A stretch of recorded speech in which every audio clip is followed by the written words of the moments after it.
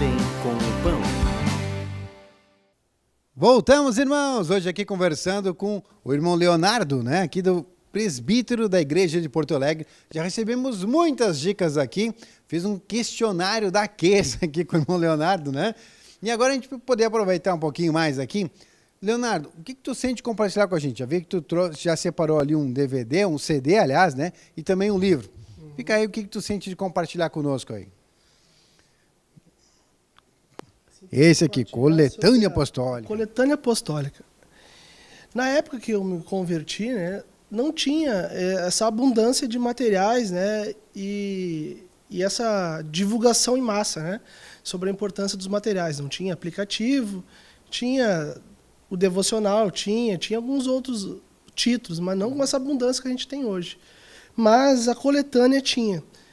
E eu me lembro quando eu comecei a congregar, eu escutava muito, eu gastava muito esses CDs, e como eu trabalho no centro de Porto Alegre, eu moro no extremo sul, eu andava de carro 2 horas por dia, 1 hora para ir, 1 hora para voltar.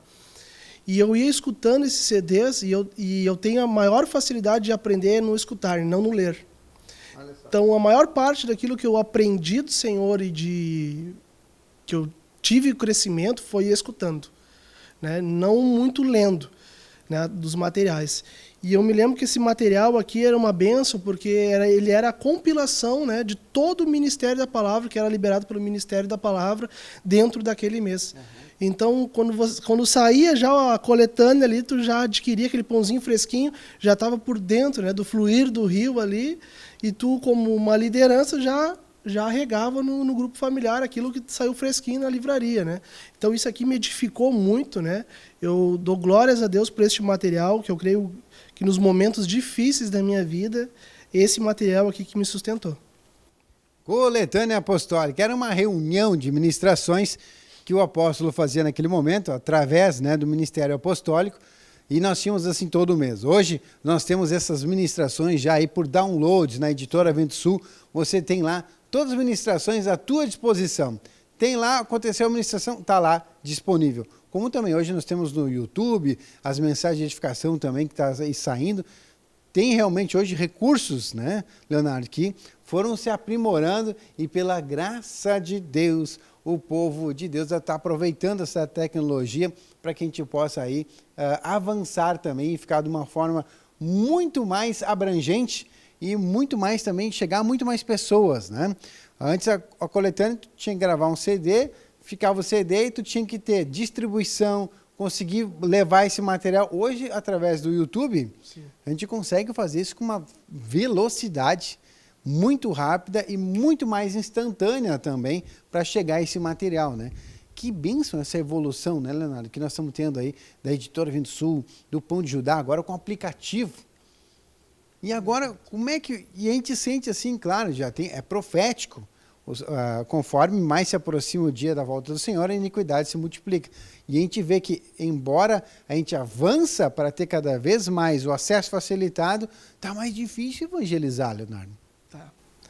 Então, hoje, assim, eu sinto, assim, vejo pelas pregações, né, e sinto, né, pela experiência própria, né, de quando a gente vai a campo, né, evangelizar, da forma tradicional, como era antes, né, nós com uma Bíblia embaixo do braço, não é mais aceito. Não é mais aceito, né? Da maioria das vezes, no início, quando a gente tentou desenvolver este trabalho, né, ultrapassado, creio eu, não tivemos êxito, né? As pessoas fecham a porta, não, porque eles já têm uma imagem, né, denegrida da palavra igreja, né? E claro que a palavra de Deus diz que o nome de Deus ele é blasfemado entre os gentios por causa de vós, por causa do procedimento dos próprios cristãos, né? Então, as pessoas que são ímpias, elas não conseguem associar quem é quem, então ela bota tudo no mesmo saco, é tudo igual, né? Mas, então, hoje Deus nos trouxe uma direção maravilhosa, que é trabalhar com esses materiais da Editora Vento Sul.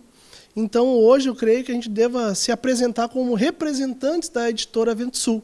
Soa mais suave nos ouvidos daquela pessoa, né? E ali você vai apresentar os materiais, porque tem materiais ali que eu creio que 90% da população tem problema. Por exemplo, família. Quem não tem problema familiar? Temos um CD família. CD casamento, ou o livro Esposa e Modelação. Quem não tem problema conjugal? Depressão. A população brasileira sofre deste mal. Né? E seja próspero. Quem não tem... Hoje está uma crise. Tudo sem dinheiro. Então, são materiais que a gente, com habilidade do espírito, de sabedoria, a gente tem que fazer esses materiais entrar na casa dessas pessoas, para que elas tenham essa como é que me fugiu a palavra? Esse despertar da fé, né? Elas têm essa experiência com o Cristo, né? Porque muitas vezes nós não conseguimos entrar na casa de uma pessoa, né? Por causa da maldade que se proliferou ali, não é todos que abrem a casa para ti. Então, se a gente não consegue entrar, a gente tem que fazer Cristo entrar através daquele material. Porque muitas vezes tu vai abrir a Bíblia com a pessoa, tu vai falar um versículo com ela, passou uma hora, ela nem se lembra do que foi falado.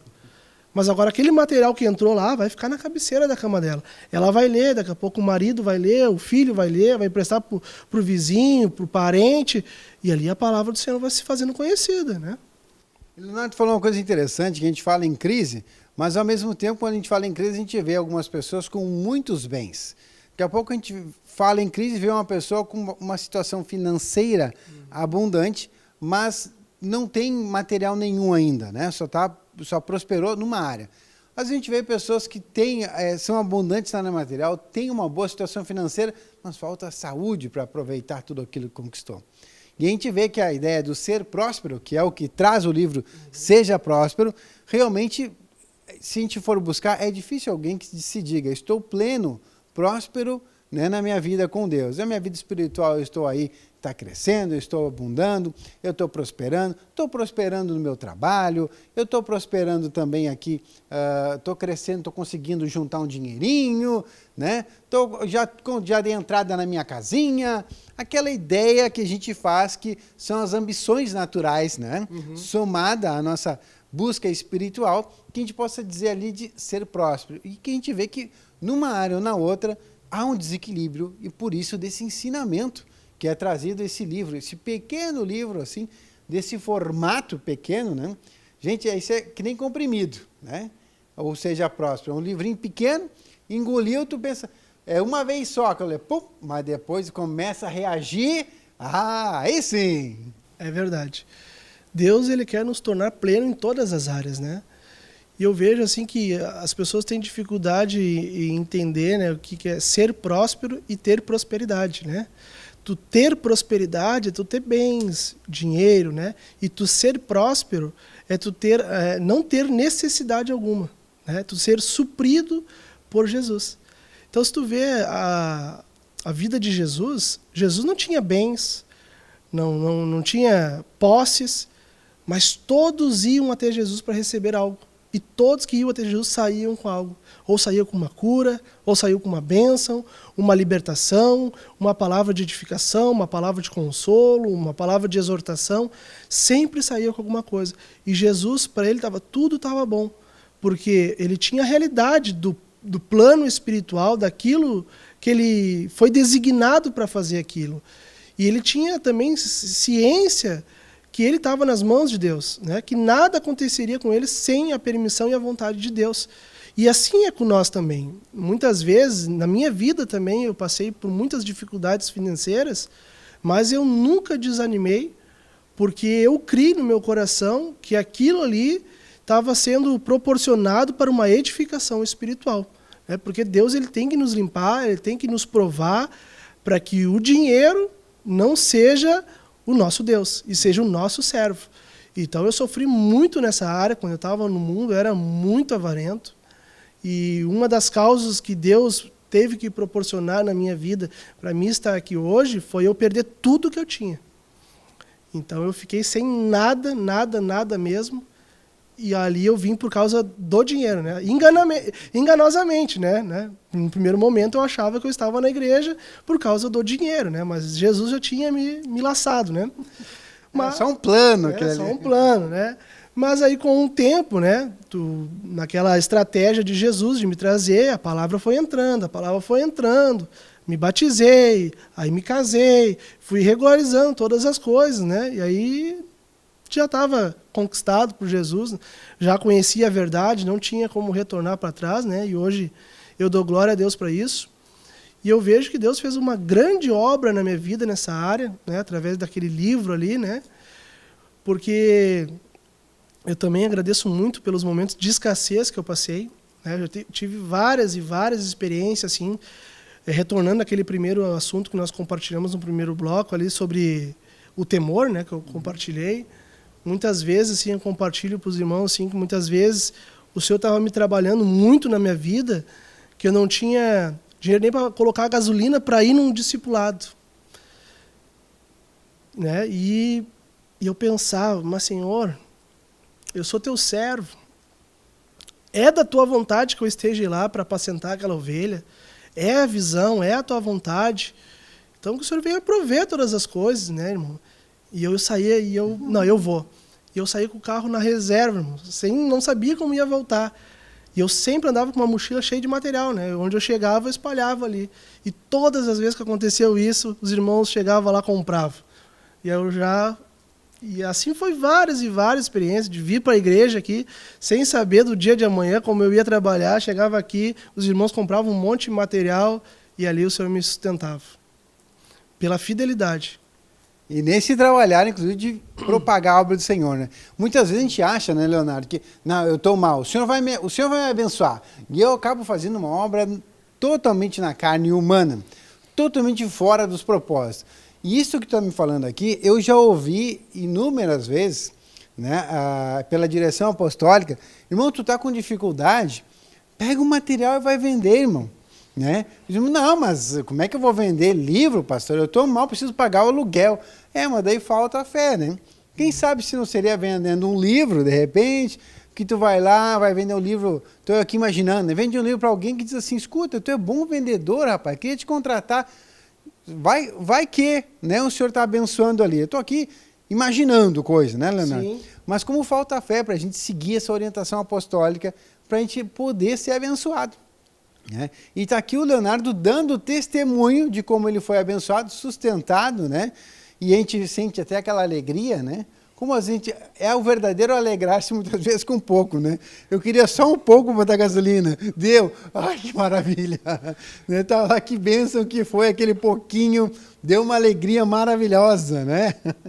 Eu me lembro assim que eu vinha louvando, sorrindo no carro sozinho, assim, né? Testificando da fidelidade dele, né? Porque ele não desampara, né? O que a gente tem que fazer é apenas se dispor, né? A gente não é uma vida de fé, é uma vida de segurança. Tu não sabe de onde vai vir a provisão, o valor que vai vir, quando vai vir, de quem vai vir. Tu só tem que confiar, e é uma vida insegura, né? Mas quando tu te entrega para o Senhor, né? Em plena confiança, ele provê todas as coisas, né? E aquilo ali te dá uma paz, te dá uma alegria, né? E testificar que ele é fiel, né? E eu sou prova viva disso, da fidelidade de Deus, né? Muitas vezes a gente se pega, né, murmurando, mas eu estou dizimando, mas eu estou ofertando, e Deus não está me abençoando, né? Já li o Seja Próspero 10 vezes. Pois é, mas daí eu digo assim, né? Você passou uma vida inteira roubando de Deus. Aí você vem para a igreja, quer determinar tempo para Deus te abençoar, está dizimando um ano e meio, 2, e já quer a benção para ontem, sendo que você passou 20, 30, 40 anos roubando de Deus no mundo, investindo nas trevas.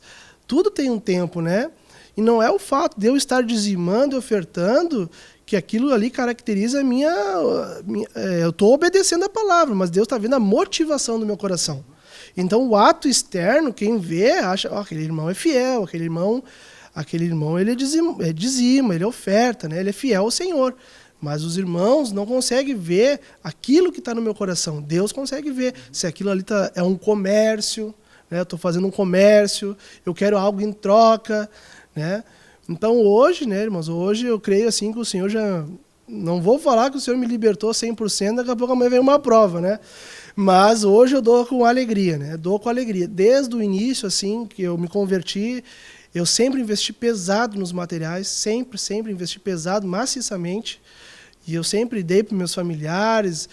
Como eu tenho uma empresa, então eu presentei todos os meus clientes que fecham um contrato, dou boa nova, dou devocional, eu vendi. Então eu sempre investi em material, sempre, e Deus sempre me recompensou.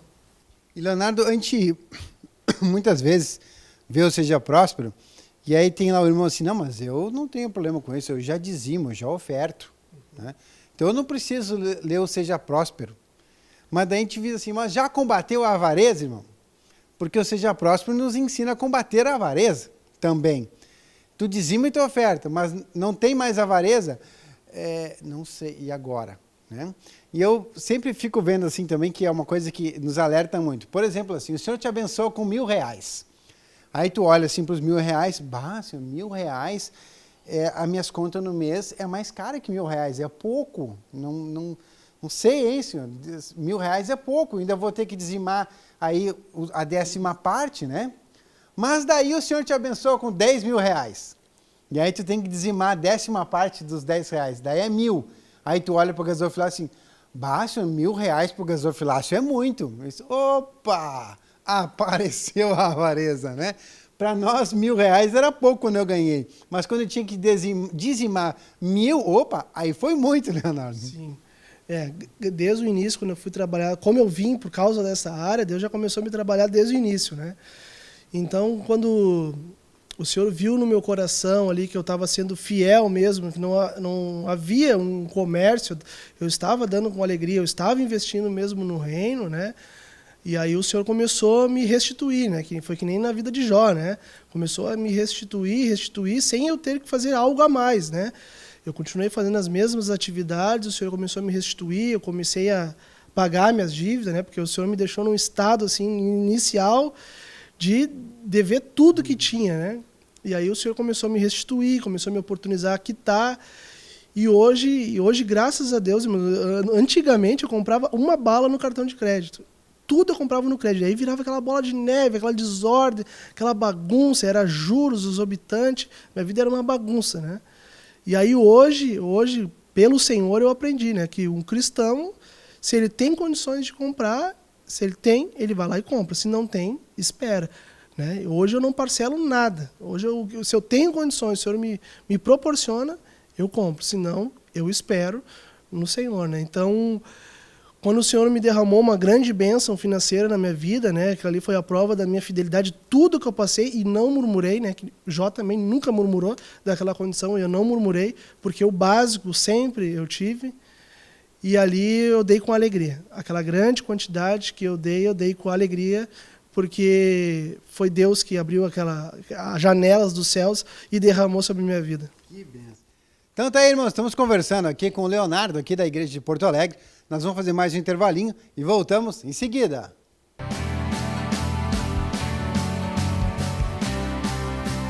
De bem com o pão.